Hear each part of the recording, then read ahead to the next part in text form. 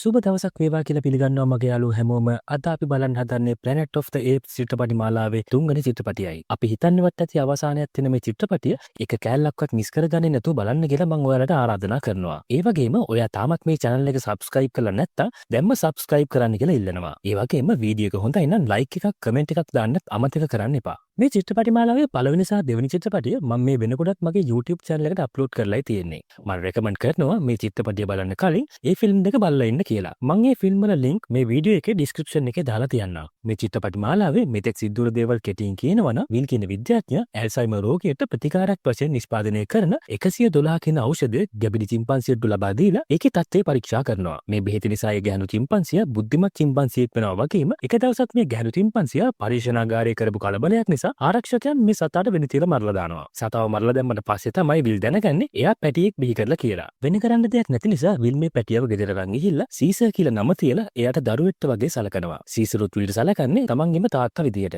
ඒ වගේම විල් 112 බේතෙන් සාම්පල් කීපයකුත් එයාගේ ගෙදරට අරන් ආවේ ඒවා එයාගේ කබඩා කාමරේ හංගලා තියෙනවා. සීසර් තරුණ කාලේට එනකොට විල්ට තේරෙනවා මේ සීසර් වෙන චිම්පන්සීන්ට වඩා වෙනස් කියලා. සීසර් ගොඩක් බුද්ධිමත් කෙනෙක් වගේම එයාට සංඥා භාෂාවෙන් අදහස් සුවමාරු කරගන්නත් පුළුවන් වෙනවා. විල්ට අවබෝධ වෙනවා එයා මේ සීසර්ගේ අම්මට ලබා දුන්න 112 කියන බේත නිසා තමයි මේ වගේ දෙයක් සිද්ධ වුනේ කියලා. මෙයාලා සතුටින් කාලය ගත කරනකොට එක දවසක් සීසර් දැනගන්නවා එයාගේ අම්මට මැරෙන්න සිද්ධ වුනේ පරීක්ෂණයක ප්‍රතිඵලයක් විදියට කියලා. එයා ඒක ගැන තරහින් ඉන්නකොට විල්ගේ තාත්තට අසල්වාසිය පහර දෙන්න හදපු නිසා සීසර් ඒ අසල්වාසියාගේ ඇඟිල්ලක් කපලා දානවා. මේක බලන් හිටපු මිනිස්සු පොලිසියට කතා කරමු නිසා පොලිසිය සීසර්ව රඳවා ගැනීමේ මධ්‍යස්ථානයකට ඇතුළත් කරනවා. මේ මධ්‍යස්ථානයේ චිම්පන්සීන්, බැබුන් වානරයන් සහ ගෝරිල්ලන් 100 ගාණක් රඳවලා තියෙන තැන. විල් මොනතරම් උත්සාහ කරත් එයාට සීසර්ව මෙතනින් එළියට ගන්න ලැබෙන්නේ නැහැ. මේ අතරතුරේදී විල් 112 ඖෂධය සංවර්ධනය කරලා 113 කියන ඖෂධය නිෂ්පාදනය කරනවා. මේ බෙහෙත පරීක්ෂා කරන්නේ කෝබා කියන චිම්පන්සියාව යොදාගෙන. මේ කෝබා විවිධ පරීක්ෂණාගාරවල එක එක විදිහේ පරීක්ෂණ වලට මුහුණ දීලා ගොඩක් දුක් විඳපු චිම්පන්සියෙක්. එයා ඒ නිසා මිනිසුත් එක්ක ඉන්නේ ගොඩක් වෛරකින්.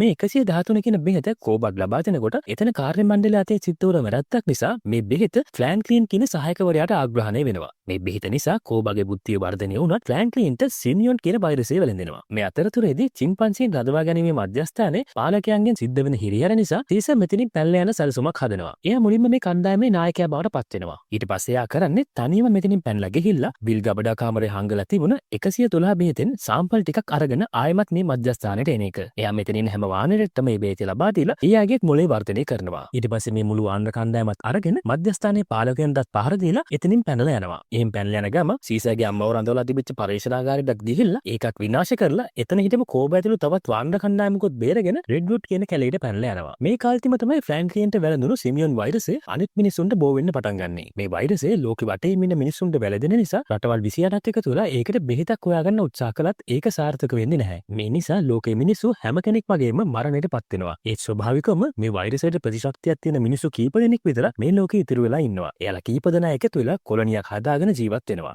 ඒත් එක්කම එයාලා දිගින් දිගටම රේඩියෝ පණිවිඩ යවමින් තවත් මේ වගේ බේරුණු අය ඉන්නවද කියලා හොයලා බලනවා. ඒත් මෙයාලට තියෙන ලොකුම ප්‍රශ්නය තමයි විදුලි බලය සපයා ගැනීම. මෙයාලා ගාව තියෙන ඉන්ධන පාවිච්චි කරලා ජෙනරේටර් වලින් තමයි මෙච්චර දවසක් විදුලිය සපයාගෙන තියෙන්නේ. ඒත් මේ වෙනකොට මෙයාලා ළඟ තියෙන ඉන්ධන සංචිත අවසන් වෙමින් තියෙන නිසා මෙයාලට සිද්ධ වෙලා තියෙනවා කැලේ තියෙන ජල විදුලි බලාගාරයක් නැවත පණ ගන්නවන්න. මේ කැලේ තමයි සීසර් ඇතුළු වාණ්ඩ කණ්ඩායමක් ජීවත් වෙන්නේ. මේ කොලොනියේ ඉන්න මැල්කම් සහ තවත් කීප දෙනෙක් එකතු වෙලා කැලේට ඇතුළු වුණත් ඒ බතාවේදී සීසර්ගේ කණ්ඩායමත් එක්ක ගැටුමක් ඇති කරගන්න කාවර් කියන මනුස්සයා නිසා එයාලට පළවෙනි පාර විදුලි බලාගාරයේ පණ ගන්නවන්න ලැබෙන්නේ නැහැ. ඒත් මැල්කම් දෙවෙනි වතාවට සීසර්ගේ අවසරය අරගෙන විදුලි බලාගාරයේ පණ ගන්නවලා කොලොනියට විදුලි බලය ලබා ගන්න සමත් වෙනවා. මිනිස්සු සහ වාණ්ඩයන් අතර සෝද ශක්තිමත් සම්බන්ධයක් ඇති වෙන්න යනකොටම සීසර්ගේ කණ්ඩායමේ ඉන්න පරීක්ෂණාගාරවල දුක් විඳපු කෝබා කියන කැරලිකාර චිම්පන්සියා මිනිසුන්ගෙන් පරිගන්න තියෙන ඌමනාවට සීසර්ට වෙඩි තියලා ඒ දේ කරේ මිනිස්සු බව අනිත් වානරයන්ට අඟවන්න සමත් වෙනවා. වෙඩි වැදීමේ සීසර් මැරුණා කියලා හිතන කෝබා සහ වානරයන් කණ්ඩායම මිනිස්සු එක්ක තරුණ යුද්ධයක් පටන් ගන්නවා. මේ යුද්ධයෙන් කොලොනියේ හිටපු මිනිස්සු විශාල ප්‍රමාණයක් මිය යනවා. ඒ වගේම කොලොනියේ මිනිස්සු දිගින් දිගටම රේඩියෝ සංඥා යවන එකේ ප්‍රතිඵලයක් විදිහට උතුරේ තිබුණු හමුදා කඳවුරක් සම්බන්ධ කරගන්න එයාලට පුළුවන් වෙනවා. මේ හමුදා කඳවුරේ තමයි ඉතුරු වෙලා හිටපු සියලුම හමුදා ඒකක එක්රැස් වෙලා හිටියේ. හමුදාව වහාම කොලොනියේ මිනිස්සු බේරගන්න පිටත් වුණත් කෝබාගේ යන කිරීමට වානරයන් මේ කොලොනියේ ඉන්න මිනිස්සු විශාල ප්‍රමාණයක් මරලා දානවා. මේ අතරේ වෙඩිකාපු සීසර් ආයිමත් ඇවිත් කෝබාව මරලා දැම්මත් කොලොනියේ මිනිස්සුන්ව මරලා දාපු එකට පරිගන්න හිතන් ඉන්න හමුදා කණ්ඩායම තමන්ගේ ගමන නතර කරන්නේ නැහැ.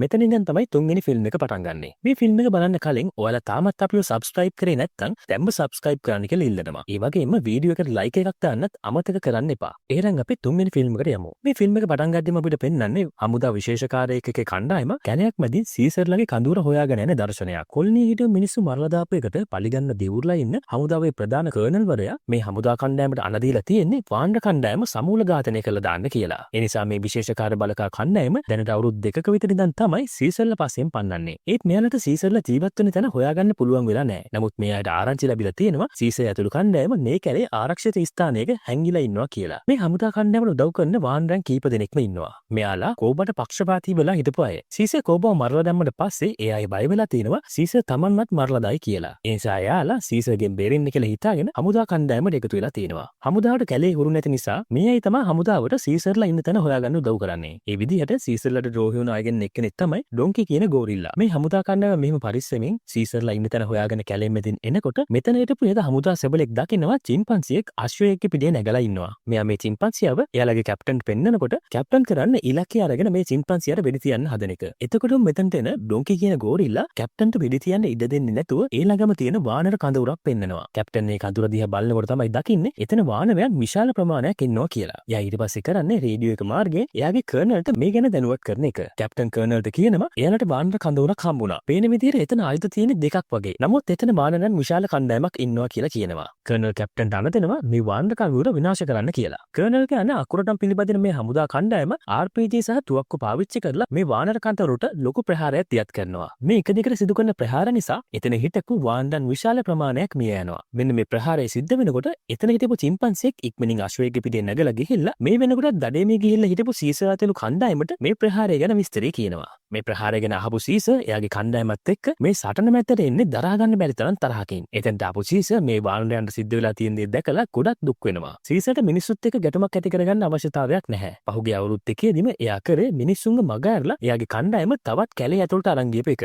ඒ සීසර් දන්නවා කෝබ කරපු දේ නිසා මිනිස්සු එයාලා ඔක්කොම මරලා දානකන් මේ සටන නවත්තන්නේ නැහැ කියලා. මේ ප්‍රහාරය සිද්ධ වෙන තැනට ආපු සීසර් දකිනවා කඳවුරේ ඉන්න චිම්පන්සින් එකා පිට එක වෙඩි වැදිලා මැරිලා වැටලා ඉන්න ආකාරය. තරහා ගියපු සීසර් එයාගේ වානර කණ්ඩායමට අණ කරනවා මේ හමුදා කණ්ඩායමට පහර දෙන්න කියලා. ඒත් එක්කම සීසර්ගේ කණ්ඩායම හෙල්ල සහ ඊතල පාවිච්චි කරලා දෙවන්ත ප්‍රහාරයක් මේ හමුදා කණ්ඩායමට එල්ල කරනවා. ඒ තරම් විශාල ප්‍රමාණයකට මුහුණ දෙන්න බැරුව හමුදා කණ්ඩායම පසුබහින්න හැදුවත් වානරයන්ගේ ප්‍රහාරය ගොඩාක් ලොකු නිසා මේ හමුදා කණ්ඩායමේ වැඩි දෙනෙක්ම මෙතනම මරණයටපත් වෙනවා. ඊට පස්සේ මරුන් නැතුව ඉතුරුන හමුදා සෙබළුන්ව සීසර්ගේ කණ්ඩායම පන පිටින් අල්ලගෙන වානරයන්ගේ කඳවුර ඇතුළට අරන් යනවා. මේ හිරකාරයෝ අතරේ සීසර්ලට ද්‍රෝහී වුණ ඩොන්කිත් ඉන්නවා. මේ අල්ලගත්ත හිරකාරයොන්න බලන්න සීසර් එනකොට තමයි මේ හමුදා ප්‍රහාරය නිසා සිද්ධ වෙලා තියෙන හානියේ බරකතලකම සීසර්ට දකින්න පුළුවන් වෙන්නේ. සීසර් එක්ක මෙතෙන් දෙන මොරිස් කියන බැබුන් සීසර්ට කියනවා කඳවුරේ හිටපු චිම්පන්සින් 63 දෙනෙක් වෙඩි වැදිලා මැරිලා වගේම ඊට වඩා විශාල ප්‍රමාණයක් තුවාල වෙලා ඉන්නවා කියලා. සීසර් හිරකාරයන්ව බලන්න ආවට පස්සේ එතන හිටපු එක හමුදා සෙබළෙක් සීසර්ට බයිනවා අපේ කර්නල් කියපු නායකයා උඹ වෙන්නේ නැති. අපි උඹව මරන්න අවුරුදු 2ක් මහන්සි වුණා. ඒත් අපිට ඒක කරගන්න බැරි වුණා. ඉතින් දැන් උඹ අපිව මරලා දාපන් කියලා කියනවා.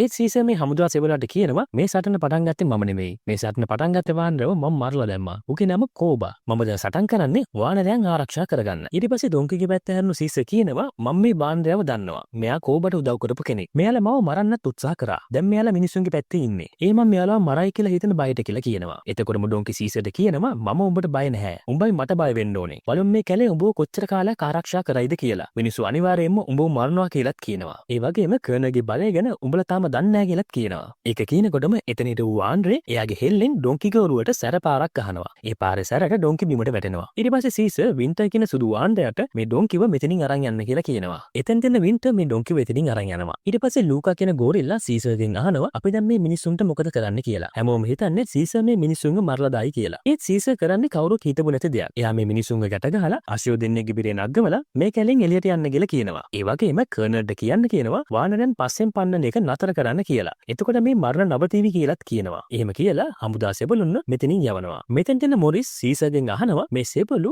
කර්නල්ට සීසර් කියපු දේ කියයිද කියලා. එතකොට සීසර් කියනවා මේ සෙබළු දැක්කම කර්නල් තේරුම් ගන්නේ අපි ඝාතකයෝ නෙවෙයි කියලා. ඒත් එක්කම සීසර් ඉන්න තැන පිටිපස්සෙන් කවුදෝ කෑ ගහන ශබ්දයක් ඇහිලා හැමෝම පිටිපස්ස බලනවා. එතෙන්ට කෑ ගහගෙන දූගෙන එන්නේ වින්ටර්. එයාගේ ඔළුවේ ලොකු තුවාලයක්. ඒ තුවාලෙන් ලේ බේරි තමයි තියෙන්නේ. එයා කියනවා අර ඩ්‍රෝහියා ඩොන්කි මට පහර දීලා මෙතනින් පැනගත්තා කියලා. සීසර් තරහින් කල්පනා කරනවා ඊළඟට මොකද කරන්න කියලා. ඊට පස්සේ අපිට පෙන්වන්නේ සීසර් ඇතුළු වානර කණ්ඩායම ලොකු දියැලක් ළඟ ඉන්න දර්ශනයක්. මෙතන සීසර් සහ මොරිස් කෝබ ගැන කතා කරමින් තමයි ඉන්නේ. කෝබ කරපු දේ නිසා වානරයන්ට සිද්ධ වෙලා තියෙන තේ ගැන සීසර් ගොඩක් දුකෙන් කතා කරනවා. මේ අතරේදී තමයි සීසගේ පුතා සහ රොකට් මෙතනට එන්නේ. සීස මේ දෙන්නට මීට ටික දවසකට කලින් වැඩක් බාර දීලා තියෙනවා. එයාලට මේ හමුදාවට අහු වෙන්න නැතුව පැනලා ගිහිල්ලා එයාලගේ රංචුවත් එක නිදහසේ ඉන්න කුණුවන් තැනක් හොයන්න කියලා තමයි සීස යාගේ පුතාවයි රොකට්ටයි යවලා තියෙන්නේ. අන්න ඒ වැඩේ සාර්ථකව කරපු සීසගේ ලොකු පුතා සහ රොකට් ඇවිල්ලා සීසර්ව බදා ගන්නවා. සීසගේ ලොකු පුතත් දැන් තාත්තා වගේම ශක්තිමත් චිම්පන්සියෙක්. එයාගේ පෙනුමත් සීසර්ගේ වගේමයි. සීස මෙයාලට කියනවා අපි ඉක්මනින් ඇතුළට යමු. මෙතන ඉන්න එක ආරක්ෂිත නැහැ කියලා. ඔන්න දැන් තමයි අපිට සීසර්ගේ ඇත්තම කඳවුර පෙන්වන්නේ. මේ කඳවුර තියෙන්නේ මේ දියඇල්ල ඇතුළේ තියෙන ගුහාවක. මේ ගුහාවට ඇතුල් වෙන තැන මේ දියඇල්ල නිසා ආවරණය වෙලායි තියෙන්නේ. ඒ නිසා කිසිම කෙනෙක්ට මෙතන ගුහාවක් තියෙනවා කියලා හොයාගන්න බෑ. ඊට පස්සේ සීස ඇතුළු කණ්ඩායම ගුහාවට ඇතුල් වෙනවා. මෙතන තමයි ගැහණු වාන්දයන් සහ වාන්ද පැටවුන්ව ආරක්ෂිතව රඳවලා තියෙන්නේ. සීසර්ව සහ ලොකු පුතාව දැකපු සීසර්ගේ බිරිඳ සීසර්ගේ පොඩි පුතාවත් එක්කගෙන එයා ළඟට එනවා. මේ වෙලාවේදී මෙතනට ලේක් කෙනා දැකපු සීසර්ගේ ලොකු පුතා ලේක්ව බදා ගන්නවා. ලේක් තමයි සීසර්ගේ ලොකු පුතාගේ පෙම්වතිය. ඊට පස්සේ වාන්දයන් හැමෝම රවුමට ඉඳ ගන්නවා. ලොකු පුතා ඒ භූමියේ සිතියමක් ඇඳලා එකින් එක විස්තර කරන්න පටන් ගන්නවා. ඒ සිතියමේ තියෙන කඳුවගයක් දැකපු සීස ඒ කඳුවලින් එහා පැත්තේ මොනවද තියෙන්නේ කියලා පුතාගෙන් අහනවා. එතකොට සීසර්ගේ පුතා කියනවා ඒ කඳුවලින් එහා පැත්තේ තියෙන කාන්තාරයක්. ඒ නිසා එතෙන්ට කිසිම කෙනෙක්ට ලේසියෙන් එන්න බෑ කියලා කියනවා. ඒක අහපු වින්ට කියනවා "එහෙනම් අපි අද රෑම එතෙන්ට යන්න පිටත් වෙමු" කියලා. එතකොට ලේක් කියනවා "අද රෑ නම් කොහොමවත් යන්න විදියක් නැහැ. අපි යන්න කලින් සූදානම් කරගන්න දේවල් ගොඩක් තියෙනවා. ඒ නිසා අපි අද රෑ මේ ගමන සැලසුම් කරමු" කියලා කියනවා. ඒක අහලා තරහ යන වින්ට නැගිටලා කලබල කරන්න පටන් ගන්නවා. අපි කරන දෙයක් ඉක්මනින් කරන්න ඕනේ. හමුදාව දවසින් දවස අපිට ලං වෙනවා කියලා වින්ට කියනවා. මේ වින්ට කලබල කරන නිසා සීස ඉඳගෙන ඉන්න තැනින් නැගිටිනකොටම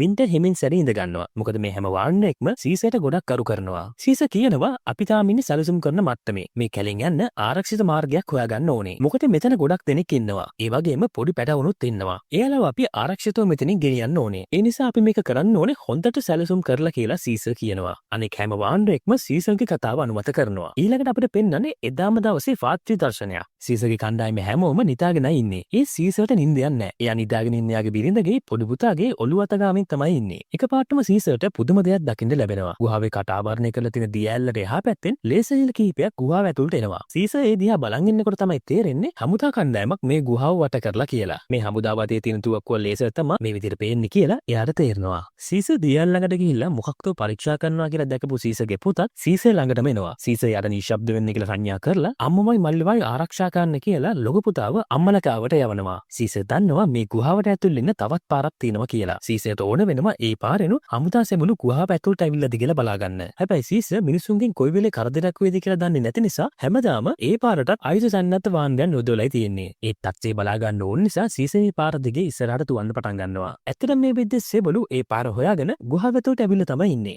සීසර් මෙහෙම දුවද්දී ලූකා කියන ගෝරිල්ලව සීසර්ට හම්බ වෙනවා. ලූකා තමයි මේ පාරේ ආරක්ෂාව බාර වෙලා ඉන්නේ. සීසර් ලූකාගෙන් අහනවා මෙතන ආරක්ෂාවට කී දෙනෙක් දාලා තියෙනවද කියලා. ලූකා කියනවා 6 දෙනෙක් දාලා ඉන්නවා කියලා. සීසර් ලූකාට කියනවා මෙතන ආරක්ෂාව වැඩි කරන්න. ඒ වගේම රොකට්වත් මෙතනට ගෙන්න ගන්න කියලා. ඒත් මේ වෙද්දී හමුදා කණ්ඩායම හොරෙන්ම ගුහාවට ඇතුල්ලා ඉවරයි. ගැහණු වාන්දයන් සහ පොඩි පැටවුන් තාමත් මේ සිද්ධ වෙන කිසිම දෙයක් ගැන දන්නේ නැහැ. සීසර් දන්නවා ගැහණු වාන්දයන් සහ පොඩි පැටවුන් මේ දේ ගැන දැනගත්තොත් තත්ත්වය පාලනය කරගන්න අමාරුයි කියලා. මේ අතර ගුහාව ඇතුළට ආපු හමුදා සෙබළෙක්ව එල්ලේකින් ඇනලා මරලා දාන්නත් සීසර්ගේ පුතාට පුළුවන් වෙනවා. ඒත් එක්කම ගුහාවේ අනිත් පැත්තෙන් ඇතුළට ආපු හමුදා බටේකුත් මරලා දාන්න රොකට්ට පුළුවන් වෙනවා. ඒ හමුදා සෙබළට රොකට් පහර දෙන සත්‍ය අහන සීසර් ඉක්මනින් එතෙන්ට දුවගෙන එනවා. එතකොට මේ මරුණු හමුදා සෙබළාගේ තිබුණ වෝකිටෝකියක් වැඩ කරන්න පටන් ගන්නවා. ඒ වෝකිටෝකිය එකෙන් සීසර්ට ඇහෙනවා ඉලක්කය සම්පූර්ණයි. කිං කොං මැරුණා කියලා පණිවිඩයක්. ඒක ඇහුණු සීසර්ට තේරෙනවා මෙතන මොකක් හරි වැරද්දක් තියෙනවා කියලා. සීසර් කලබලෙන් දියැල්ල පැත්තට දුවගෙන එනවා. එතකොට තමයි සීසර් දකින්නේ කර්නල්ව. මේ කර්නලුත් පෞද්ගලිකව මේ මිෂන් එකට ඇවිල්ලා තියෙනවා. සීසර් දකින කර්නල් පුදුම වෙලා එයා මීට ටික වෙලාවකට කලින් මරපු චිම්පන්සියා දිහා බලනවා. කර්නල් ඒ මරලා දාලා තියෙන්නේ සීසර්ගේ ලොකු පුතාව. කර්නල් හිතලා තියෙන්නේ ඒ මරලා දැම්ම සීසර්ව කියලා. සීසර්ට තමන්ගේ පුතාව මරලා දානවා කියන දැක්කම දරා ගන්න බැරි වේදනාවක් එනවා. එයා කර්නල්ට පහර දෙන්න හදනකොටම කර්නල් සීසර්ට වෙඩි තියන්න පටන් ගන්නවා. සීසර් වෙඩි උණ්ඩ වලින් බේරෙන්නේ ළඟ තියෙන කොටයකට මුවා වෙලා. එතකොට මෙතෙන්ට තව චිම්පන්සින් රෑනක් එනවා දක්වපු කර්නල් කේබල් එකක් පාවිච්චි කරලා දියැල්ලෙන් එහා පැත්තට පයින්නවා. තමන්ට මෙච්චර විනාශයක් කරපු කර්නල්ව කොහොම හරි මරනවා කියලා හිතන සීසර් දුවගෙන ඇවිල්ලා කර්නල් එල්ලිලා ඉන්න කේබල් එකට පැන්න කර්නල් ඒ කේබල් එක කපලා දාන්න සමත් වෙනවා. ඒ නිසා සීසර් මේ දියැල්ලෙන් පල්ලෙහාට වැටෙනවා. ලොකු වැස්සකුත් තියෙන නිසා දියැල්ලේ වතුර පාර කොටක් වැඩි වෙලයි තියෙන්නේ. සීසර් පල්ලෙහා තියෙන ගගට වැටුණාට පස්සේ ලොකු මහන්සියක් ගන්න සිද්ධ හිතාගෙනවා ආයෙමත් ගඟෙන් ගොඩට එන්න. ඉතින් ලොකු මහන්සියක් වෙලා ගඟෙන් ගොඩ ආපු සීසර්ට බලන් ඉන්න සිද්ධ වෙනවා කර්නල් එතනින් පැනලා යන දිහා. සීසර් ගඟෙන් ගොඩට ඇවිල්ලා ආපහු එයාලගේ ගුහාවට යනවා. එතකොට තමයි සීසර් දැනගන්නේ එයාගේ බිරිඳපත් කර්නල් මරලා දාලා කියලා. අම්මව බේරගන්න කරමු සටනින් තමයි සීසර්ගේ ලොකු පුතාව කර්නල් මරලා දාලා තියෙන්නේ. සීසර්ගේ පුංචි පුතා ආගේ යතක් නැහැ. සීසර් දැන් ඉන්නේ එයාගේ මුළු ලෝකෙම නැති වෙලා. මේ අතරින් තමයි ලූකා සීසර්ට කියන්නේ වින්ටර් අතුරුදහන් කියලා. වින්ටර් ගොඩක් බය වෙලා හිටියේ කර්නල් අපි හැමෝම මරලා දායි කියලා. ඒ නිසා වින්ටර් අපිව පාවා දීලා ගුහාව ගැන තොරතුරු කර්නල්ට දෙන්න නැති කියලා ලූකා කියනවා. සීසර් ලූකාගෙන් අහනවා එයාගේ පුංචි පුතාව හොයාගත්තද කියලා. ලූකා කියනවා අපි තාමත් එයාව හොයනවා කියලා. ඊට පස්සේ සීසර් එතන ඉද්දි අනිත් අය යනවා මේ පුංචි පුතාව හොයන්න. සීසර් ගොඩක් දුකින් එතන ඉද්දි එයාට පොලිස් අධ්‍යයක් ඇහෙනවා. සීසර් ඉක්මනට හෙල්ලයක් අරන් පහර දෙන්න සූදානම් වෙනකොටම එයා දකිනවා එයාගේ පුංචි පුතා හැංගිලා ඉන්න තැනින් එළියට එන විදිය. එයා මේ පුංචි පුතාව ඉක්මනට ගිහිල්ලා බදා ගන්නවා. සීසර්ට පොඩිම හරි සහනයක් දැනෙන්නේ එයාගේ පුංචි පුතා දැක්කමයි. සීසර් මේ පුංචි පුතාව බදාගෙන අඬන්න පටන් ගන්නවා. ඔයා දැන් ආරක්ෂිතයි මගේ පුතේ කියලා එයා මේ පුංචි පුතාට කියනවා. ඊළඟ දර්ශනයෙන් අපිට පෙන්වන්නේ පහුවදා උදේ මේ වානරරංචුව ගුහාව අතහැරලා සීසර්ගේ ලොකු පුතා හොයාගත්ත නිදහසේ නිම්නයට යන්න පිටත් වෙන විදිය. දැන් කර්නල් සීසර්ලා හැංගිලා ඉන්න තැන දන්න නිසා ඒ ගුහාවෙන් එක ආරක්ෂාකාරී වෙන්නේ නැහැ. සීසර් හැමෝම නිදහසේ නිම්නයට අරන් යන්න සංවිධානය කරනවා. ඒත් එයාගේ හිතේ තියෙන්නේ වෙනම අදහසක්. එයාට ඕනේ වානරරංචුව නිම්නයට පිටත් කරලා එයා තනියම කර්නල්ගෙන් පලිගන්න යන්න. ඒ නිසා එයා එයාගේ ලොකු පුතාගේ පෙම්වතිය වුණ ලේක්ට එයාගේ පුංචි පුතාව බාර දෙනවා. මම ආපහු එනකල් එයාව හොඳට බලාගන්න කියලා කියනවා. ලේක් අහනවා ඔයා එන්නේ නැද්ද අපේ අලුත් ගෙදරට කියලා. සීසර් කියනවා මම එන්නේ නැහැ. ඔයාලා යන්න කියලා. මේ කතාව අහගෙන හිටව මොරිස් කියනවා සීසර් ඔයා තමයි අපේ නායකයා. ඔයා නැතුව අපිට මේ ගමන යන්න බෑ කියලා. ඒත් සීසර් කියනවා කර්නල් මරන්න නැතුව එයාට මේ නිම්නේට එන්න බෑ කියලා. මම කර්නල්ව හොයාගන්නකොට සොල්දාදුව මගේ පස්සෙන් එයි. එතකොට ඔයාලට කරදරයක් නැතුව නිම්නේට යන්න පුළුවන් වෙයි කියලා කණ්ඩායමේ හැමෝම විරුද්ධ වෙද්දි සීසර් අස්වැයක පිටේ නැගලා එතනින් පිටත් වෙනවා. ඊට පස්සේ වානරයක් රංචුවත් නිම්නේට යන්න පිටත් වෙනවා. කැලේමැදින් තනියම යනකොට සීසර්ට තේරෙනවා තමන්ගේ පස්සෙන් කවුරු හරි එනවා කියලා. එයා අනිත් පැත්ත හැරිලා බලනකොට තමයි දකින්නේ එයාගේ හොඳම යාළුවෝ වුණ ලූකා, රොකට් සහ මොරිස් එයාගේ පස්සෙන් ඇවිල්ලා කියලා. එයාලා සීසර් ළඟට ඇවිල්ලා කියනවා එයාලට සීසර්ට උදව් කරන්න ඉඩ දෙන්න කියලා. සීසර් කියනවා ඔයාලා ආපහු යන්න. මොකද මේ ගමන ගියාට පස්සේ ආයෙමත් එන්න පුළුවන් වෙයිද දන්නේ කියලා. එතකොට මොරිස් කියනවා ඒ නිසා තමයි අපි එන්නේ. ඔයාව ආපහු එක්කගෙන යන්න කියලා. යාළුවන්ට කොච්චර එපා කිව්වොත් අහන්න නැති නිසා සීසර් මෙයාලවත් ගමනට එකතු කරගන්නවා. මේලා ටිකක් දුර කැලේ යනකොට ගෙදරක් දකින්නවා. ඒ ගෙදර කවුරු හරි ඉන්නවා වගේ ගෙනියු දෙන දුමක් පිට වෙනවා. සීසර් හිතන්නේ මේක හමුදා කඳුරක් වෙන්නේ නැති කියලා. ඒ නිසා මෙයාලා හොරෙන්ම මේ ගෙදරට කිට්ටු කරනවා. ඒත් එයාලා හිතුවා වගේ බට කණ්ඩායමක් එයාලට පේන්න දෙන්නේ නැහැ. ඒ නිසා එයාලා රහසෙම මේ ගෙදර ආවට පරීක්ෂා කරන්න පටන් ගන්නවා. එතකොට තමයි දර වගේක් අරගෙන මිනිහෙක් මෙයාලා ඉස්සරහට එන්නේ. ඒ මනුස්සයාගේ අත් දෙකේ දර ගොඩක් තියෙනවා වගේම එයා තුවක්කුවකුත් පිට එල්ලගෙනයි ඉන්නේ. මේ මනුස්සයා බය වෙනවා මේ වානරයන්ව දැක්කහම. ඒ නිසා එයා දර ටික බිමින් තියන්න වගේ අඟවලා එකපාරටම තුවක්කුව අරගෙන වෙඩි තියන්න හදනවා. එතකොටම සීසර් මේ මනුස්සයාට වෙඩි තියලා මරලා දානවා. මේ මනුස්සයා හමුදා සෙබලෙක් නෙමෙයි. මේ කැලේ ජීවත් වෙන සාමාන්‍ය මිනිස්සෙක්. සිමියන් වෛරස් එක නිසා ලෝකෙ ඉන්න මිනිස්සු මැරුණාට පස්සේ මේ මනුස්සයා මේ ගෙදර පදිංචි වෙලා ඉඳලා තියෙනවා. ඊට පස්සේ සීසර්ලා මේ මනුස්සයා පදිංචි වෙලා හිටපු ගෙදර දොර කඩාගෙන ගේ ඇතුළට ඇතුල් වෙනවා පරීක්ෂා කරන්න. ඒත් එයාලට බලාපොරොත්තු වෙන විදිහට හමුදා කණ්ඩායමක් හම්බෙන්නේ නැහැ. ඒ වෙනුවට එයාලට හම්බෙන්නේ ඇඳක් යට හැංගිලා ඉන්න පුංචි ගෑනු ළමෙක්ව. මේ ගෑනු ළමයිගේ තාත්තට තමයි සීසර් එළියේදී වෙඩි තියලා තියෙන්නේ. මොරිස් පොඩි ළමයින්ට ආදරෙන් නිසා ඒ ළමයා ළඟට ගිහින් ළමයා එක්ක කතා කරන්න හදනවා. ඒත් ඒ ළමයාට කතා කරන්න බෑ. සිමියන් වෛරසයට ස්වභාවික ප්‍රතිශක්තියක් තිබෙන මිනිස්සුන්ට වෛරසයේ අලුත් ප්‍රභේදයක් වැළඳමින් තමයි මේ වෙද්දි තියෙන්නේ. අලුතින් ඇති වුණ සිමියන් ප්‍රභේදය නිසා මේ දරුවට කතා කරන්න බෑ. මේ දරුවාගේ අම්මා සිමියන් පළමු වෛරසයෙන්ම මරණයටපත් වෙලා තියෙනවා. ඉතින් මේ දරුවා තාත්තා එක්ක තමයි ජීවත් වෙලා තියෙන්නේ. කොහොම හරි මොරිස්ට පුළුවන් වෙනවා මේ ළමයාව යාළු කරගන්න. එයා මේ ළමයාට නෝවා කියලා නම දානවා. ඊට පස්සේ සීසර් මෙතනින් යන්න හදනවා. ඒත් මොරිස් කැමති වෙන්නේ නැහැ නෝවාව මෙතන තනියම දාලා යන්න. සීසර් කැමති වෙන්නේ නැහැ නෝවාව එක්කගෙන යන්න. මොකද එයාලා යන්න හදන්නේ හමුදාවක් එක්ක සටනකට. ඒත් මොරිස් සීසර්ට බල කරලම කියනවා මේ නෝවාව මෙහිම තනියම දාලා ගියොත් ඒ ළමයා මැරිලා යයි කියලා. වෙන කරන්න දෙයක් නැති නිසා සීසර්ටත් අවසානෙට නෝවාව අරන් යන්න කැමති වෙන්න සිද්ධ වෙනවා. ඊට පස්සේ කට්ටියම කර්නල්ව හොයාගෙන යන්න පටන් ගන්නවා. මේ විදිහට ටික දුරක් ඉස්සරහට යනකොට තමයි සීසර්ලට ඈතින් හමුදා කඳවුරක් දකින්න ලැබෙන්නේ. සීසර් යාගේ බයිනෝ එක පාවිච්චි කරලා කඳවුර දිහා බලද්දි එයාට දැක ගන්න ලැබෙනවා හමුදා සෙබළු විශාල ප්‍රමාණයක් මේ කඳවුරේ ඉන්නවා කියලා. ඒ වගේම මෙයාලට ද්‍රෝහි වුණ වින්ටරුත් මේ කඳවුරේ ඉන්නවා කියලා සීසර්ට බලා ගන්න පුළුවන් වෙනවා. ඊට පස්සේ සීසර් ඇතුළු කණ්ඩායම හොර රහසෙම හමුදා කඳවුර ඇතුළට ඇතුල් වෙලා වින්ටර් ගැන ඔත්තු බලන්න පටන් ගන්නවා. සීසර්ට ඕනේ මේ මුළු හමුදා කණ්ඩායමම විනාශ කරන්න නෙමෙයි. එයාට ඕනේ කර්නල්ව මරලා එයාගේ පලිය ගන්න. එක වෙලාවකදී මේ කඳවුර ඇතුළේ තිබුණ කූඩාරමක් ඇතුළට වින්ටර් යනවා දැකපු සීසර් ඇතුළු කණ්ඩායම ඒ කූඩාරම ඇතුළට ගිහිල්ලා වින්ටර්ව අල්ලගන්න සමත් වෙනවා. සීසර්ලව දැකපු වින්ටර් හොඳටම බය වෙනවා. වින්ටර් හිතුවේ නැහැ සීසර් නැවත කවදාවත් තමන් ඉස්සරහට එයි කියලා. තමන්ව දැකලා හොඳටම බය වෙලා ඉන්න වින්ටර්ගෙන් කර්නල් කොහෙද ඉන්නේ කියලා සීසර් ඇහුවාම වින්ටර් කියන්නේ කර්නල් ලොකු හමුදා කණ්ඩායමකුත් එක්ක අද උදේම මේ කඳවුරෙන් පිටත් වෙලා දේශ සීමාව ළඟට ගියා කියලා. එයාලත් හෙට උදේම කර්නල්ට එකතු වෙන්න මෙතනින් පිටත් වෙලා යනවා කියලා වින්ටර් කියනවා. ඒ වගේම උතුරෙන් කර්නල් එක්ක එකතු වෙන්න තවත් ලොකු හමුදාවක් එනවා. එයාලව පිළිගන්න තමයි කර්නල් දේශ සීමාවට ගියේ කියලා වින්ටර් කියනවා. ඒ හමුදාව එකතු වුණොත් සීසර්ලා මරලා දාන එක ලේසි කියලා ඩොන්කි එයා එක්ක කිව්වා කියලා වින්ටර් කියනවා. ඊට පස්සේ වින්ටර් එයා කරපු ද්‍රෝහිකම පාපොච්චාරණය කරන්න පටන් ගන්නවා. එදා ඩොන්කි බල්ලගත්ත වෙලාවේ ඩොන්කිව හිර කරලා තියන්න බාර දුන්නේ වින්ටර්ට. ඒ වෙලාවේදී ඩොන්කි වින්ටර්ට කියලා තියෙනවා මිනිස්සුත් එක්ක සටන් කරලා බාන්න යන්න බේරෙන්න බෑ. එයාව මෙතනින් බේරලා යවුවොත් එයා කර්නල්ට කියලා වින්ටර්ව මරන්න දින්න නැතුව බේර ගන්නම් කියලා. ඒ නිසා ඩොන්කි තමන්ට පහර දුන්නා කියලා බොරු කියලා ඩොන්කිව එතනින් බේරලා එළියට යවලා තියෙනවා. ඒ වගේම සීසර්ලා හැංගිලා ඉන්න ගුහාව ගැන ඩොන්කිට කියලා තියෙන්නේ තමන්මයි කියලා වින්ටර් පාපොච්චාරණය කරලා සමාවත් ඉල්ලනවා. තමන්ගේ දරුවගේ බිරිඳගේ මරණයට වග කියන්න ඕන වින්ටර් කියලා දැනුනම සීසර්ට ඉන්න තැනත් අමතක වෙනවා. සීසර් ගොඩක් තරහෙන් තමන්ගෙන් සමාව ඉල්ලන වින්ටර් දිහා බලාගෙන ඉන්නකොට වින්ටර් දකින්නවා කූඩාරමෙන් එළියේ හමුදා සෙබළු දෙන්නෙක් ඉන්නවා කියලා. අවස්ථාවෙන් ප්‍රයෝජන ගන්න හදන වින්ටර් එකපාරටම මේ සෙබළුන්ට හෙන්න කෑ ගන්න හදනවා.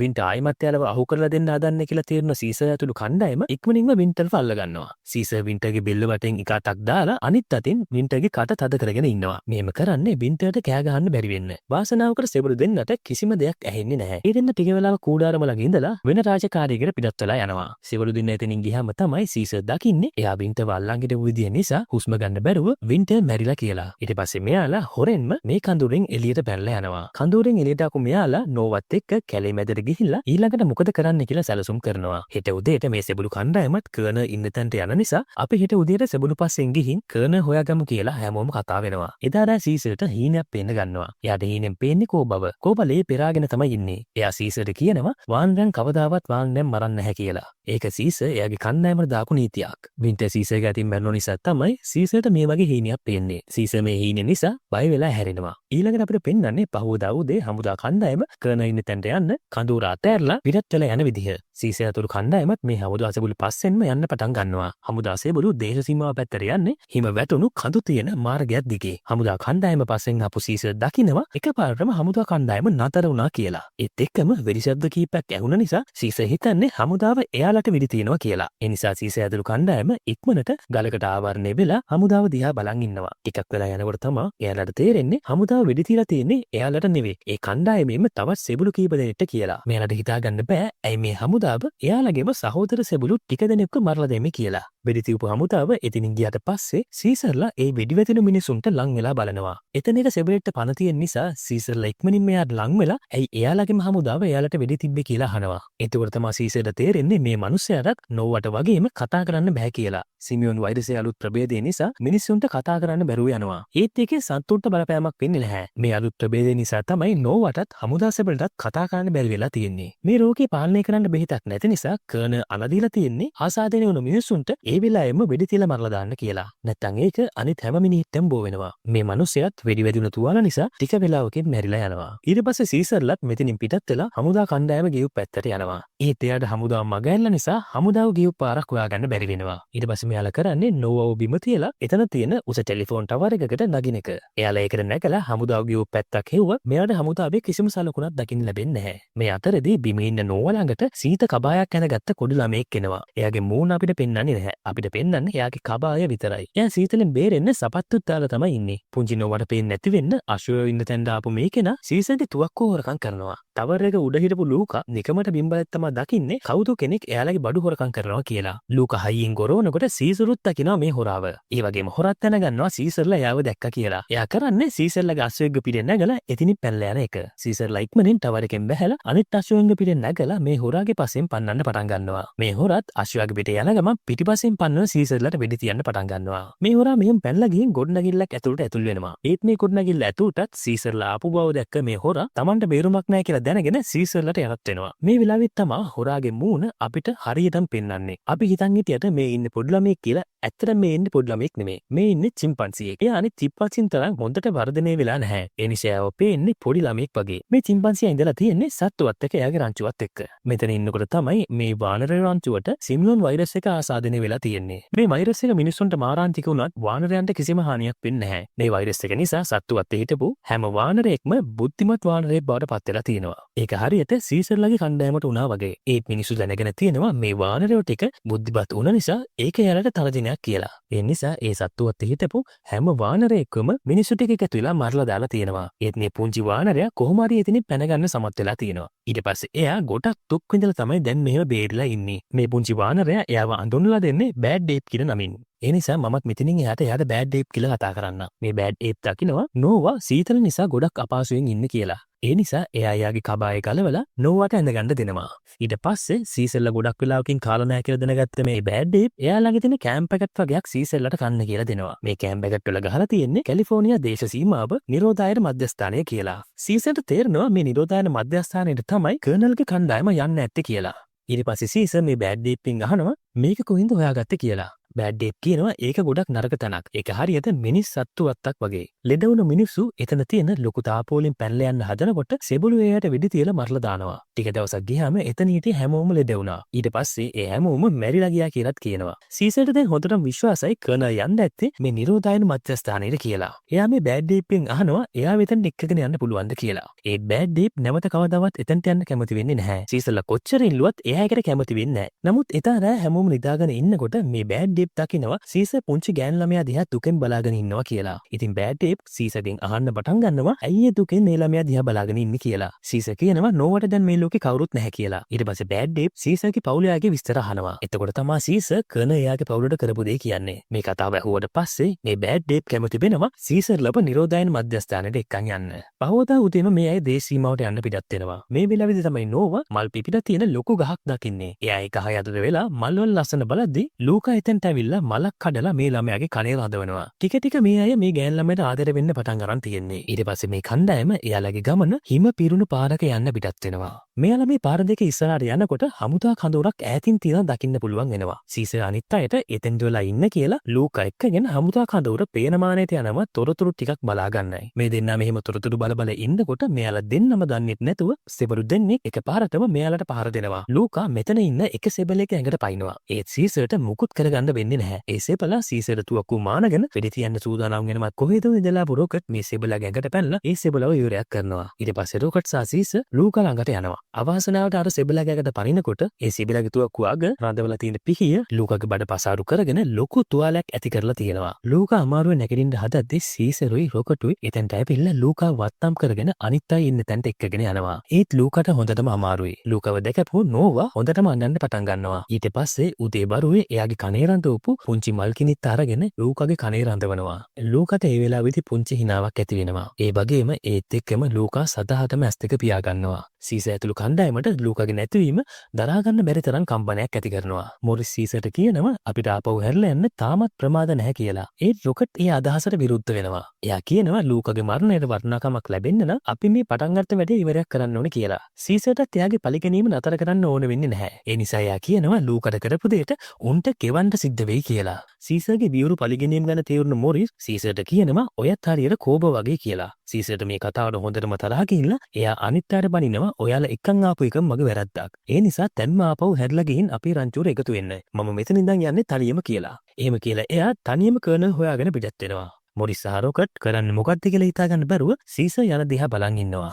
සීසර් දැන් ඉන්නේ වියුරු වැටලා. එයා කර්නල්ව හොයාගෙන නිරෝධායන මධ්‍යස්ථානයේ ළඟටම එනවා. මේ තැන හිම පිරුණු කඳු වලින් වට වුණු තැනක්. සීසර් මෙතෙන් දෙන පාරදී දකින්නවා රස්වල කොටන් කතිරයක් වගේ හැඩයට එකට තියලා බැඳලා තියෙනවා. මේ වගේ කතර කීපයක්ම මෙතන තියෙනවා. තව ටිකක් ලඟ වුණාට පස්සේ සීසර් දකින්නේ ඒ කතර හැඩේ ලී කොටන් වල වානරයන්ව මරලා එල්ලලා තියෙනවා කියලා. සීසර් මෙතෙන් ලඟ වෙලා බලද්දි තමයි යාඳුරගන්නේ මේ එයා නිදහසේ නිම්නයට යන්න කියලා පිටත් කරපු එයාගේ කණ්ඩායමේ කට්ටිය කියලා. මෙතන ඉන්න එක වානරෙට තාමත් පණ තියෙනවා. සීසර් කරන්නේ ඉක්මනින් එතනට ගිහිල්ලා එයාව ගැට ගහලා තියෙන තැනින් පල්ලයට ගන්න එක. මේ වානරයටත් හොඳටම තුවාල වෙලයි තියෙන්නේ. සීසර් මේ වානරයෙන් අහනවා මොකද උනේ කියලා. එයා කියනවා අපි නිදහසේ නිම්නේ හොයාගෙන යනකොට හමුදා සෙබළු එකපාරටම ඇවිල්ලා එයාන ඔක්කොම අල්ලගත්තා කියලා. ඊට පස්සේ සීසර් අහනවා එයාගේ පොඩි පුතා දැන් කොහෙද ඉන්නේ කියලා. ඒත් අධික සීතල නිසා සෙබළු කරපු තුවාල නිසා තවත් එක වචනයක්වත් කියන්න කලින් මේ වානරයත් මරණයටපත් වෙනවා. සීසර් මේ මරණු වානරයා දිහා බලන් ඉන්නකොට එයාගේ පිටිපස්සෙන් ආපු ඩොන්කි තුවක්කුවකින් සීසර්ගේ ඔළුවට පහර දීලා සීසර්ව සිහි නැති කරනවා. ඊළඟට සීසර්ට සිහි එනකොට එයා ඉන්නේ කඳුර ඇතුලේ.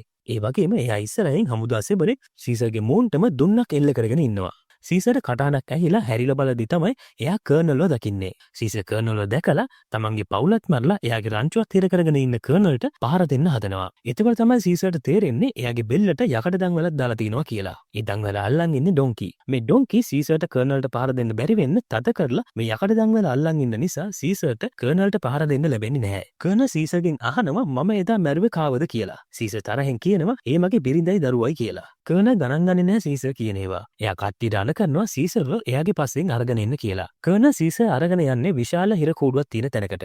මෙතන අර බෑඩ් එකේ කියපු විදිහම තැනක්. මෙතන තමයි මීට කලින් වෛරසය ආසාදෙන උන මිනිස්සුන්ව නිරෝධායනය කරන්න පාවිච්චි කරලා තියෙන්නේ. ඒ වුණත් සිමියොන් වෛරසයට ප්‍රතිකාරයක් නැති නිසා මේ හැමෝම මැරිලා තියෙනවා. ඊට පස්සේ තමයි කර්නල් මේක එයාගේ කඳවුර විදිහට පාවිච්චි කරලා තියෙන්නේ. මේ කූඩු තියෙන තැනට ආවට පස්සේ තමයි සීසර් දකින්නේ එයාගේ මුළු කණ්ඩායමම මේ කූඩුවක ගෙර කරලා ඉන්නවා කියලා. ඒ වුණාට පැටවුන්ව දාලා තියෙන මේ කූඩුවට ඉස්සරහා තියෙන කූඩුවක. කර්නල් මේ දෙක කරලා තියෙන්නේ ලොකු වානරෝ පැනලා නැතුව එයාලා පැටව නැතුව එතනින් යන්නේ නැති නිසා පැටවුන්ට හානියක් කරයි කියන බයට ලොකු වානරෝ කලබල ඇති කරන්නේ නැතුව මේ කූඩුවල ඉන්න බව කර්නල් දන්න නිසා තමයි. සීසර් දකිනවා පොඩි පැටව දාලා තියෙන කූඩුවේ එයාගේ පුතත් ඉන්නවා කියලා. එතකොට තමයි සීසර්ගේ හිතට පොඩි සහනයක් දැනෙන්නේ. කර්නල් සීසර්පත් මේ ලොකු වානරෝ ඉන්න කූඩුවට දාලා වහලා එතනින් යන්න යනවා. හැබැයි කර්නල් ගියාට පස්සෙවත් සීසර් ළඟට කිසිම වානරයෙක් එන්නේ නැහැ. ඒ හැම කෙනෙක්ම සීසර් එක්ක තරහ වෙලා ඉන්නේ. මොකද එයාලා හිතන්නේ සීසර් එයාලා එක්ක ආවේ නැති නිසා තමයි කර්නල් එයාලව අල්ලගත්තේ කියලා. එයාලා හිතනවා සීසර් ආවන මේ දේ එයාලට වෙන්නේ නැහැ කියලා. ඒ නිසා සීසර්ට කිසිම පිළිගැනීමක් ලැබෙන්නේ නැහැ. සීසර් ගැන තිබුණ විශ්වාසය මේ අයගෙන් නැති වෙලයි තියෙන්නේ. සීසර් තවදුරටත් මේ කණ්ඩායමේ නායකයා නෙමේ.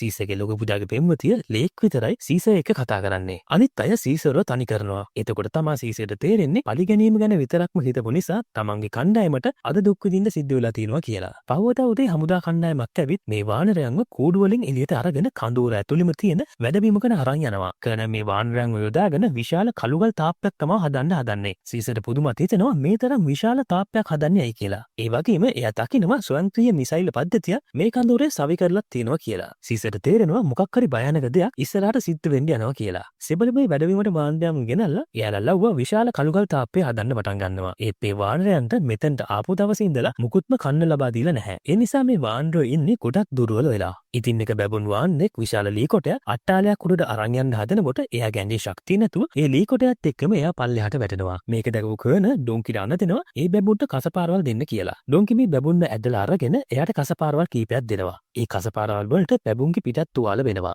සීසර්ට තමන්ගේ කණ්ඩායම මේ විදිහට දුක් විඳිනා බලන් ඉන්න බැරි වෙනවා. කොහොමත් සීසර්ගේ ඇඟේ තියෙන්නේ නායකත්ව ගති ලක්ෂණ. ඒ නිසා සීසර් හයියෙන් කෑ ගහලා මේක නතර කරන්න කියලා කියනවා. තමන් වෙනුවෙන් සීසර් කතා කරන නිසා මේ වානර රංචුවත් සීසර්ව ආයෙමත් එයාගේ නායකයා කියලා පිළි අරගෙන සීසර් එක්කම කෑ ගන්න පටන් ගන්නවා. ඒත් මෙයාලට සෙබළුන්ට පහර දෙන්න බෑ. ඒ තවමත් පොඩි පැටවු ටික ඉන්නේ සෙබළු බාරය නිසා. කර්නල්ට තේරෙනවා සීසර් මේ විදිහට කරොත් එයාලට ප්‍රශ්නයක් වෙන්න පුළුවන් කියලා. ඒ නිසා සීසර්යි අර බැබුන්වයි තමන් ළඟට අරන් එන්න කියලා ඩොන්කිට කියනවා. ඩොන්කි තමන්ට හිටවත් චිම්පන්සින් දෙන්නෙක් එක්ක සීසර්ව බැබුන්වයි අරගෙන ඇවිල්ලා කර්නල් ළඟ දන ගස්සනවා. සීසර් කර්නල්ට කියන්නේ වානරයන්ට කෑම දෙන්න කියලා. ඒත් කර්නල් සීසර්ට කියන්නේ ආයෙමත් වානරයන්ට වැඩ කරන්න යන්න කියලා සීසර්ට කියනවා. ඒත් සීසර් ඒකට කැමති වෙන්නේ නැහැ. එයා දිගටම කියන්නේ වානරයන්ට කන්න දෙන්න කියලා. තරහ ගිහපු කර්නල් ඩොන්කිට කියනවා සීසර්ට කසපාර දෙන්න කියලා. ඩොන්කි ඇවිත් සීසර්ට කසපාර කීපයක් ගහනවා. ඒවා ගොඩක් වේදනාකාරී වුණා. සීසර් මේ වේදනාව කර්නල්ට පෙන්වන්නේ නැහැ. ඒ නිසා ඒකටත් තරහගේ කර්නල් බැබුන්ගේ ඔළුවට වෙඩි තියලා සීසර්ගේ ඔළුවට තුවක්කුව දික් කරලා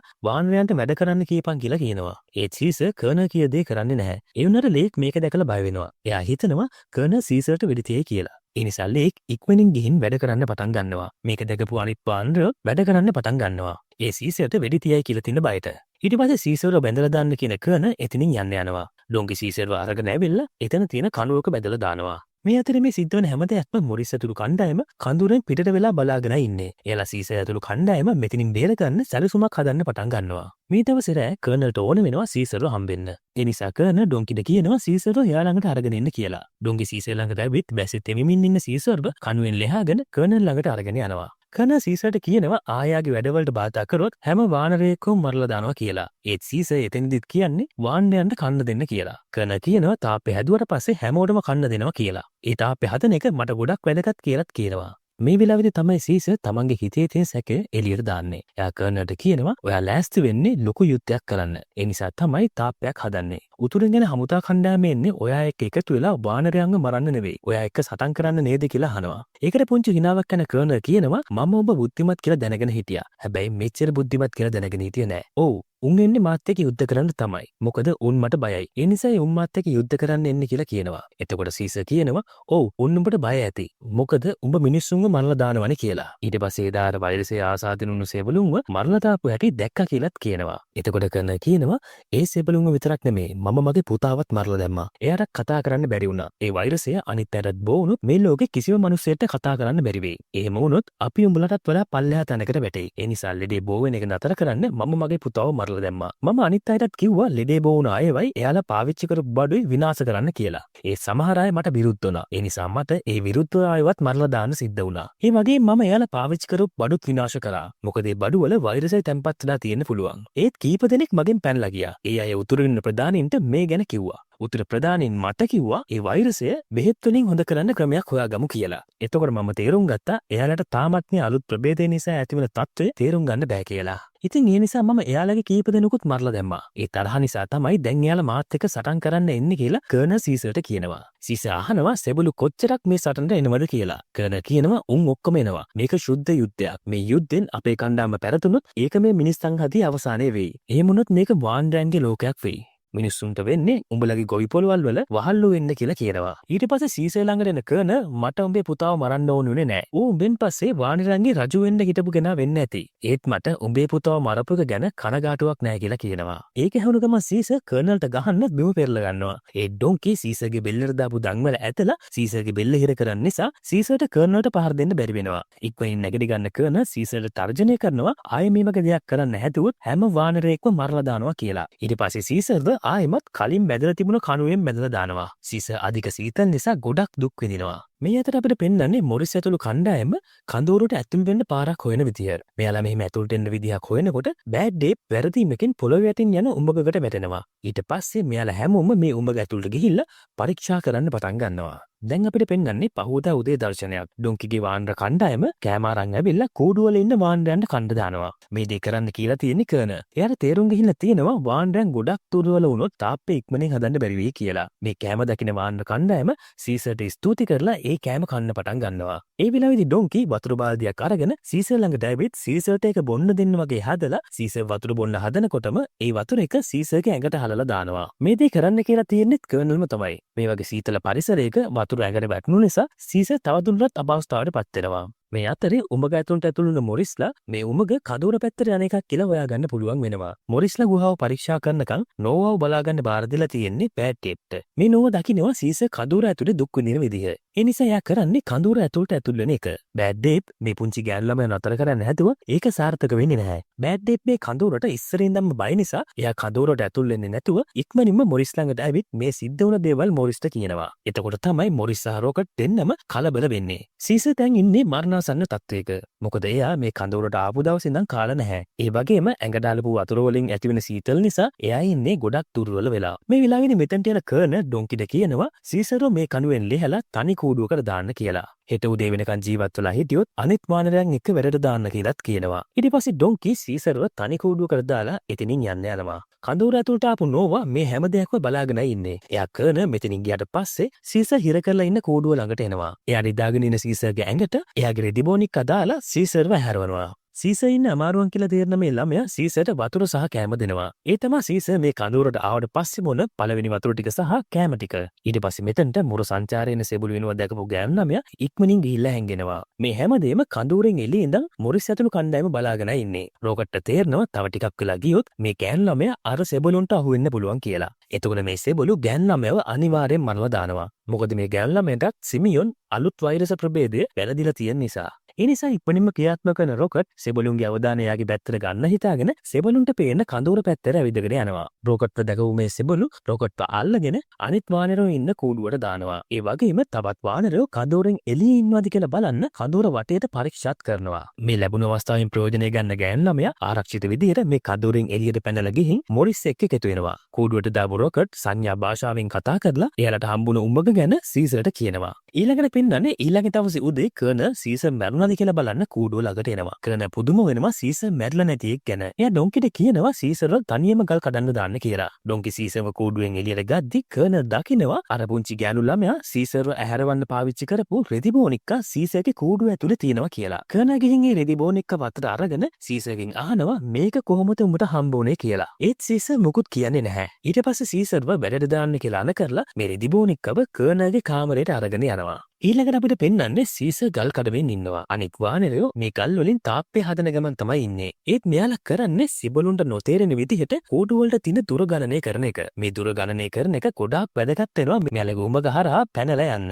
එතකොට තමයි උමගෙන් හරියටම කූඩු ඇතුළට යන්න පුළුවන් විදිහට වලක් හාර ගන්න ලැබෙන්නේ. මේ ගණනය කිරීම ගැන මොරිස් කන්දෝරෙන් එළියට වෙලා බයිනෝ එකකින් බලාගෙන ඉඳලා ඒ ගණනය කිරීම මතක තියා ගන්නවා. ඊට පස්සේ පුංචි ගෑනු ළමයාට කඳුර දිහා බලන් ඉන්න කියලා එයයි බෑටේපුයි ගුහාව ඇතුළට ගිහිල්ලා අදාළ තැන හිලක් හාරන්න පටන් ගන්නවා. මේ උමග හාරන එක ටිකක් අමාරු වැඩක්. මොකද මේක හදලා තියෙන්නේ කොන්ක්‍රීට් වලින්. ඒ වගේම මේ උමග පාවිච්චි කරලා තියෙන්නේ වැහි වතුර කඳුරෙන් එළියට අරන් යන්න පුළුවන් වෙන කානුවක් විදිහට. ඒත් මොරිසුයි බෑඩේපුයි උත්සාහය අතාරින්නේ නැහැ. මොකද එයාලාට තමයි මේ හැම වානරයෙක්ගෙම අනාගතේ රැඳිලා තියෙන්නේ. ඒ නිසා එයාලා මහන්සි නොබලා උමගේ කොන්ක්‍රීට් කඩනවා. ඒ වගේ මෙයාලට තවත් ප්‍රශ්නයක් ඇති වෙනවා. මේ වෙලාවේදී බැස්සක් වැටෙන නිසා ඒ වතුර මේ උමග දිගේ තමයි ගමන් කරන්නේ. වතුර වැඩි වුණොත් මේ උමගෙන් පැනලා යන්න බැරි නිසා මොරිස් ලී කොට වගේක් පාවිච්චි කරලා වතුර එන උමංකට බහලා දානවා. ඒත් එක ගොඩක් වතුර රදවගෙන ඉන්න පුළුවන් තරම් ශක්තිමත් එකක් නෙවෙයි. ඒත් වෙන කරන්න දෙයක් නැති නිසා ඒ විවරේ බහලා දාලා ආයෙමත් කොන්ක්‍රීට් එක කඩන්න පටන් ගන්නවා. ගොඩක් වෙලා මහන්සි වුණාට පස්සේ මෙයාලට විවරයක් හදාගන්න පුළුවන් වෙනවා. බෑඩ් ඩේප්පේ විවරයෙන් ඔලුව දාලා බලනකොට එයාට තේරෙනවා එයාලා හරියටම කූඩුව ඇතුලෙන් තමයි මේ විවරය හදාගෙන තියෙන්නේ කියලා. බෑඩ් ඩේප්පේ විවරයෙන් ඔලුව දානකොට ඒක දැකපු අනිත් වානරයෝ එතෙන්ට ඇවිල්ලා මේ කරපු වැඩේ ගැන බෑඩ් ඩේප්ට ස්තුති කරනවා. දැන් මෙයාලගේ පැනලා යන සැලසුමේ එක කොටසක් සම්පූර්ණයි. ඒත් සීසර් ඉන්නේ වෙනම කූඩුවක. ඒ වගේම පැටවු ඉන්නෙත් වෙනම කූඩුවක. ඒ නිසා මේ වානරයන් පැනලා යන්න බෑ. අන්න ඒකින්ද තමයි එයාලා සැලසුමේ දෙවනි කොටස ආරම්භ කරන්නේ. මේ කූඩුව ළඟ උස කුළුණක් තියෙනවා. මේ කුළුණ ඉන්න සෙබළ තමයි මේ කූඩු ටික නිරීක්ෂණය කරමින් ඉන්නේ. ඒ වගේම එයා ළඟ තමයි කූඩුවල යතුරු තියෙන්නේ. වානරයන්ට පැනලා යන්න අවශ්‍ය නම් මේ සෙබළව මෙතනින් අයින් කරගන්න ඕනේ. ඉතින් වානරයෝ ටික කරන්නේ මේ සෙබළට තරහ ගස්සලා කූඩුව ළඟට ගෙන්න ගන්න එක. තරහ ගිය මේ සෙබළ කූඩුවේ දොර ඇරලා ආයෙමත් කූඩුවේ දොර වහගෙන මේ කූඩුව ඇතුළට ඇවිල්ලා තමන්ව තරහ ගස්සපු වානරයා කොහෙද ඉන්නේ කියලා හොයලා බලනවා. මේ වෙලාවේදී ක්‍රියාත්මක වෙන මොරිස් ගුහාව ඇතුලෙන් අත දාලා සෙබළව ගුහාව ඇතුළට ඇදලා අරගෙන සෙබළට පහර දීලා එයා ළඟ තියෙන යතුරුයි තුවක්කුවයි රොකට්ට ලබා දෙනවා. රොකට්ට යතුරු පාවිච්චි කරලා සීසර්ගේ කූඩුවත් අරගන්න සමත් වෙනවා. ඊට පස්සේ සීසර් සහ රොකට් දෙන්නත් එක්කම පොඩි පැටවු ඉන්න කූඩුවේ දොරත් ඇරලා ඒ පැටවුන්වත් එළියට ගන්නවා. ඒත් දැන් මේ පැටවුන්ව උමක තියෙන කූඩුවට අරගෙන යන්න ඕනේ. බිම දිගේ අරගෙන ගියොත් අනිවාර්යයෙන්ම සෙබළුන්ට පේන නිසා මෙයාලා කූඩුවට ඉහළින් තියෙන ලොකු වයර් එකක් පාවිච්චි කරලා මේ පැටවුන්ව උමක තියෙන කූඩුවට අරගෙන යනවා. ඊට පස්සේ මේ පැටවුන්ව උමක ඇතුළට දාලා එතනින් ආරක්ෂිතව කඳුරෙන් පිටත් කරනවා. පුංචි පැටවුන්ට පස්සේ තමයි ලොකු වානරයෝ ටික උමකට ඇතුල් වෙන්නේ. දැන් කූඩුව ඇතුළේ ඉතුරු වෙලා ඉන්නේ රොකට් සහ සීසර් විතරයි. රොකට් සීසර්ට උමකට යන්න කතා කරනවා. ඒත් සීසර් රොකට්ට කියනවා මොරිස් කිව්ව හරි. මම කෝබා වගේ තමයි. කෝවත් එයාගේ පලිගැනීම නිසා වියරු වැටලා හිටියේ. මමත් මගේ පලිගැනීම නිසා වියරු වැටලා ඉන්නේ. මට කර්නල්ව මරන්න නැතුව මෙතනින් යන්න බෑ. ඔයාගේ ලන්ච්වත් එක්ක එකතු වෙලා නිදහසේ නිම්නෙට යන්න. මං කර්නල් ගැන බලාගෙන ඔයාලත් එක්ක එකතු වෙන්නම් කියලා කියනවා. සීසර් තමන්ගේ අදහස වෙනස් කරන්න නැති කෙනෙක් කියලා දන්න නිසා රොකට් උමකට ඇතුල් වෙලා එයාගේ රංචුවත් එක්ක කඳුරේ පිටත් වෙනවා. ඉතින් මේ වෙලාවෙදිම තමයි කඳුරේ සවි කරලා තියෙන ස්වයංක්‍රීය මිසයින පද්ධතිය ක්‍රියාත්මක වෙන්න පටන් ගන්නෙ. එතකොට තමයි අපිට දකින්න ලැබෙන්නේ උතුරු හමුදාව මේ කඳුරට පහර දෙන්න හෙලිකොප්ටර් වලින් එන විදිය. මේ ස්වයංක්‍රීය මිසයිල් වැදිලා හෙලිකොප්ටර් කීපයක් විනාශ වුණොත් මේ හෙලිකොප්ටර් වලින් කඳුරට පහර දෙන්න පටන් ගන්නවා. එතකොට මේ මුළු කඳුරම එකම යුද්ධ පිටියක් බවට පත් වෙනවා. කඳුරේ සෙබළු කීප දෙනෙක් කර්නල්ගේ කාමරේ ළඟට ගිහිල්ලා කතා කරත් මේ කාමරේ දොර ලොක් කරලා තමයි තියෙන්නේ. කර්නල්ගේ කිසිම ප්‍රතිචාරයක් එන්නෙත් නැහැ. මේ වෙලාවේ තමයි සෙබළු දකින්නේ එයාලට හොරෙන් වානරයෝ පැනලා ගිහිල්ලා කියලා. ඒත් දැන් ඒකට කරන්න දෙයක් නැහැ. එයාලට දැන් ඊට වඩා ලොකු ප්‍රශ්නයක් තියෙනවා. සීසරුත් මේ සිදුවීම ගැන බලාගෙන ඉන්නේ. එයාට පුදුමයි කර්නල්ගේ හැසිරීම ගැන. මොකද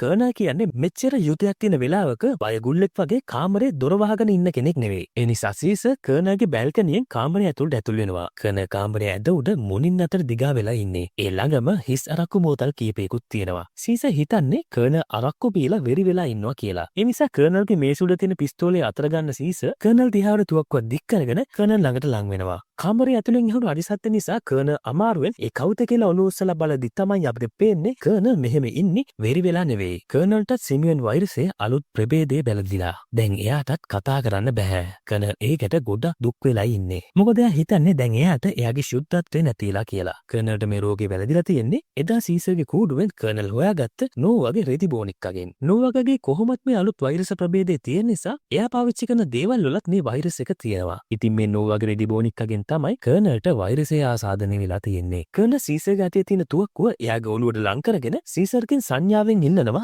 එයාට වෙඩි තියලා මරලා දාන්න කියලා. ඒත් සීසර් කර්නල්ව මරන්නේ නැහැ. සීසර්ට තේරෙනවා කර්නල්ව මරලා දැම්මොත් ඒක සීසර්ගේ ජීවිත කාලය පුරාවටම එයාගේ මනසට වද දෙයි කියලා. මොකද එයා කෝබා මරපු එකටත් මේ දක්වාම හිතෙන් දුක් වෙනවා. එයා කරන්නේ ඒ තුවක්කුව කර්නල්ගේ මේස උඩ තියලා එතනින් එළියට යන එක.